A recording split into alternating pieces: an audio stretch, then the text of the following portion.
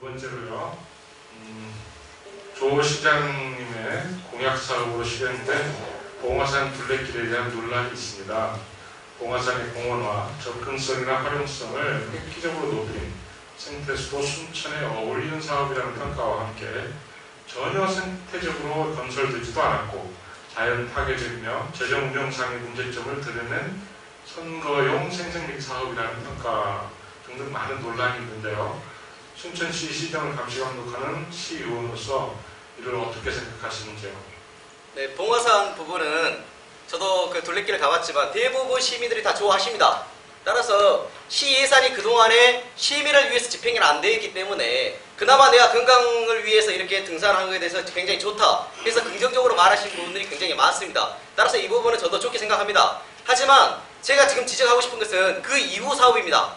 봉화산 둘레길 사업을 한 것이 조 시장의 지금 그 사업인데 이게 바로 봉화산 전체를 매입하기 위한 초기 단계입니다. 따라서 이후 사업이 봉화산 전체를 지금 이제 그 둘레길 사업이 80억 사업 지금 예산이 80억에서 100억 가까이 지금 지급이 되고 있습니다. 보상이 한 절반 정도 진행되고 있는데 차후 사업은 봉화산 전체를 사가지고 공원을 하겠다 그것입니다. 저는 그것은 반대입니다. 왜냐하면 시민의 예산이 모든 시민의 공감을 얻어서 집행이 돼야지 이런 부분이 공감을 얻기 전에 이렇게 먼저 이렇게 이야기된다면 당연히 산주인은 찬성할 것이고 그 외 주민들은 반대할 것입니다. 그러면 지역 간에 분란만 일으키기 때문에 이런 부분이 충분히 의논이 되고 주민의 의견을 수렴을 얻어서 해야 된다 생각합니다. 지금 이제 그 시 입장에서는 뭐냐면은 그 국토개발이용법에 의해서 2020년 되면은 이제 어차피 산지도 개발을 허용하게 된다. 따라서 봉화산도 난개발이 우려가 된다. 따라서 우리가 사야 된다 지금 이렇게 이야기하지만 맞지가 않습니다. 왜냐하면 우리가 그 국토 및 이용에 관한 법률만 있는 게 아니라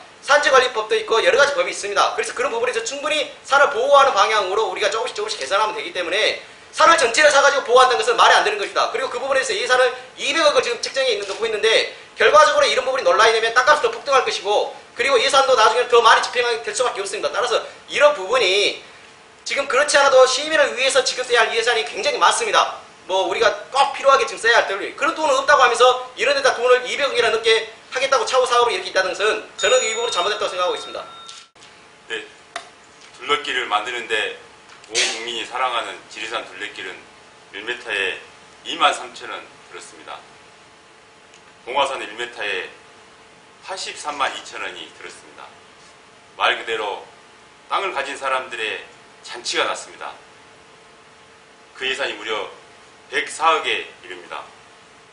둘레길이 조성된 것은 순천시로 보면 좋겠지만 진짜 중요한 우선순위를 따져서 사람들의 중요한 복지를 위해서 쓰여졌으면 그 많은 돈이 잘 사람들을 위해서 서민들을 위해서 쓰여졌으면 하는 생각이 크게 듭니다. 최초 용역 보고서상의 노선까지 바꿔가면서 땅을 매입했다는 의혹과 순천시 행정의 의혹이 이르면서 순천시 행정의 투명성까지 의심받고 있습니다. 저 김준희가 시의원이 된다면 시민의 혈세로 논란과 특혜 시비가 있는 토목 건축 사업을 최소화시켜 혈세를 세어나가지 않도록 하고 아이들이 안전과 문화 그리고 서민을 위한 복지 예산을 더욱 증액될 수 있도록 최선을 다하겠습니다. 둘레길은 어느 산이나 명산은 있겠지만 정말 진짜 중요한 둘레길은 서민들이 그 예산이 서민들에서 쓰여지고 예산이 저렴하게 그 지역 주민들이 같이 동의하에 만들어져야 된다고 생각합니다. 그 면에서 봉화산 둘레길은 마음이 아프고 앞으로 그런 일이 순천시에서는 당연히 없어져야 된다고 생각합니다. 이상입니다. 봉화산 면적이 150만 평이랍니다. 지금 순천시에서 노광규 시장이 멀쩡한 문전옥답을 갖다가 정원박람회 만든다고 정원 만들어놨습니다. 땅 사는데 450억 들었습니다. 거기 투입된 비용이 2,455억이랍니다. 자, 우리가 시 재정을 집행해 나감에 있어서 선택과 집중이 필요합니다. 부자가 화장실 변기를 금딱지로 바른들 무슨 상관이 있겠습니까?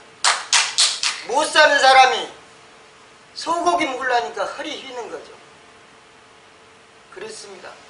군부대 사는데 145억 들었습니다. 58,000평. 봉화산 150만 평 중 70%가 사유지, 30%가 국경이 있습니다.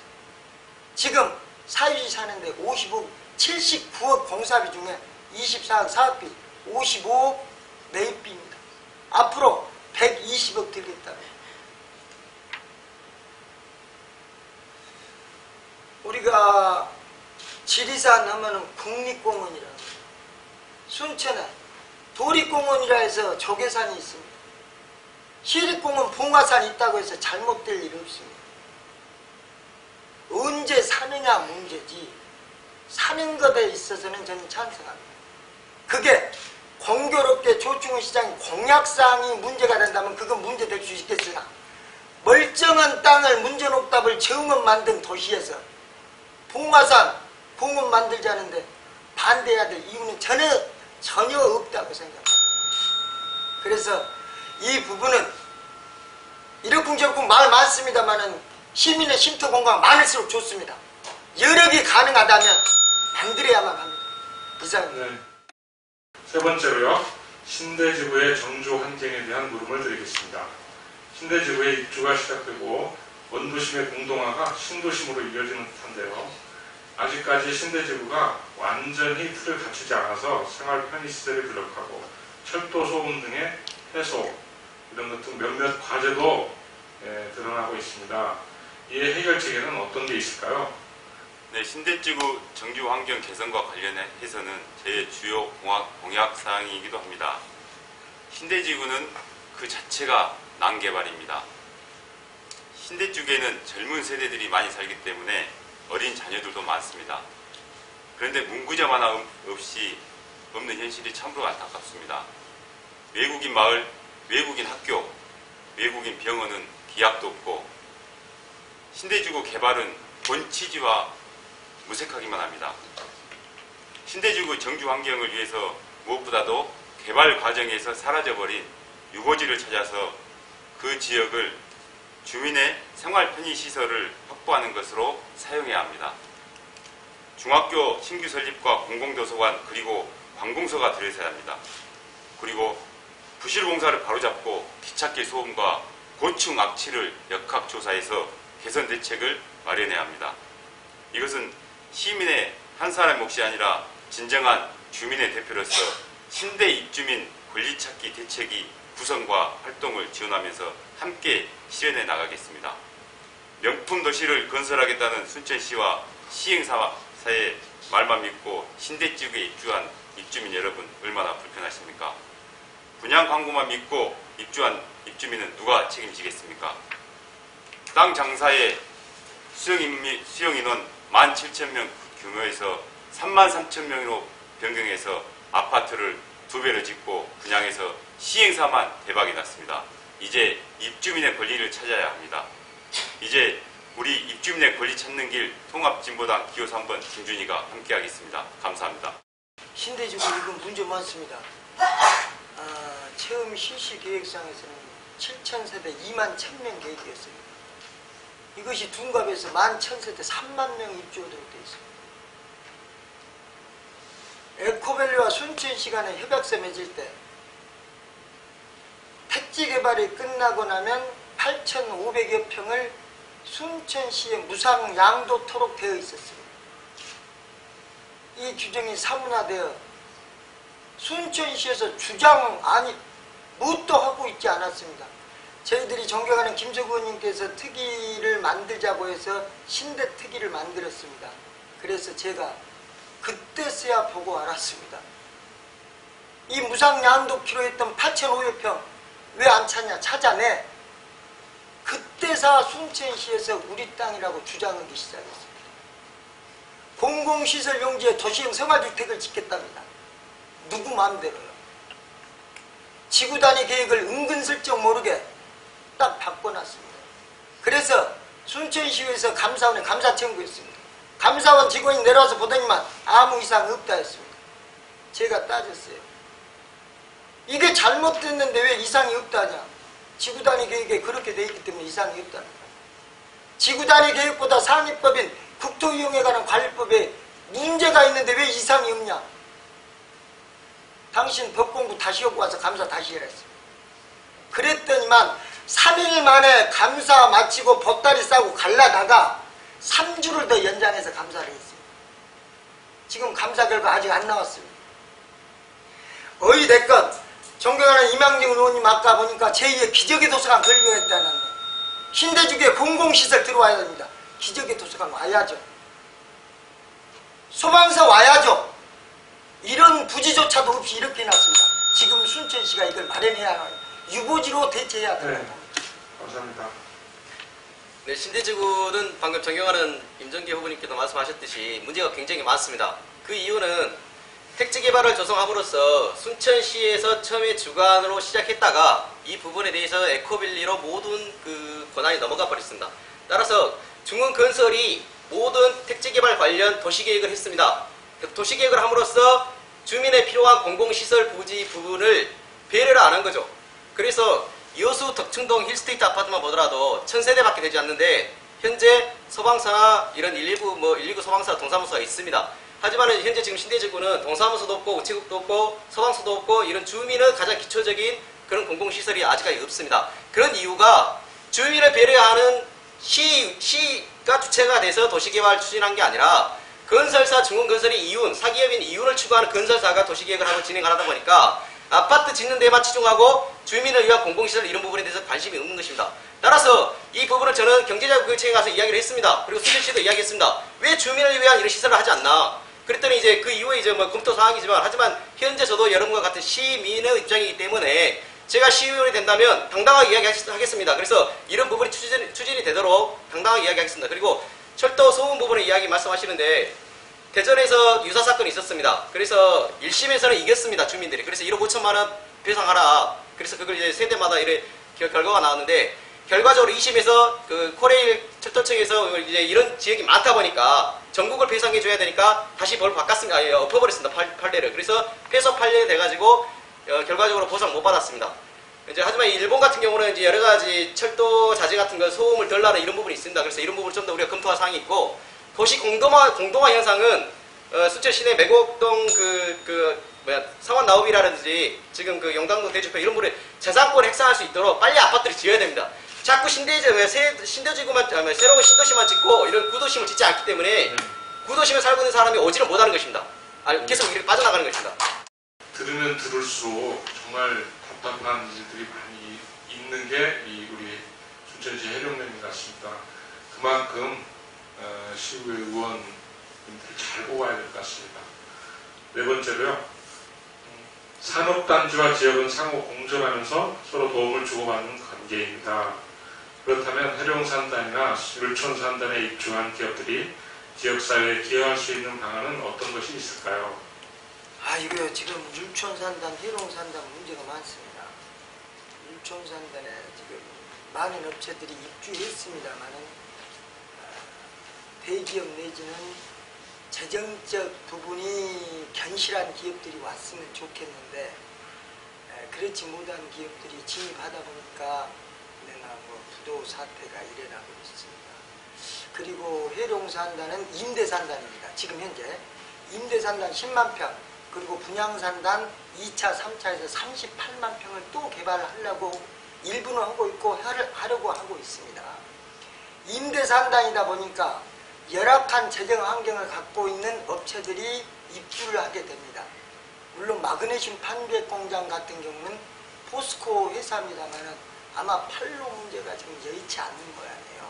그래서 지금 그게 활성화가 우리가 생각했던 것만큼 원활하지 않고 있습니다. 하다 보니까 지역 주민의 기대했고 희망했던 부분들이 현실적으로 와닿지 못하고 있습니다. 그래서 이런 부분 속에서 저는 이렇게 생각합니다. 우리 순천시에서는 산학 협력을 할 수 있는 이 기틀을 순천시가 컨트롤 타워가 돼야만 한다.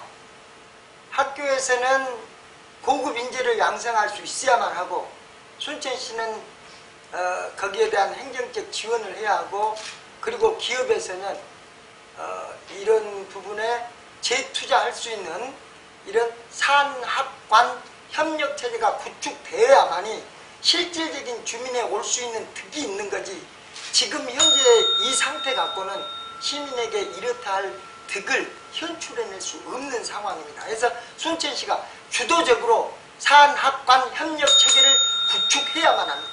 이상입니다.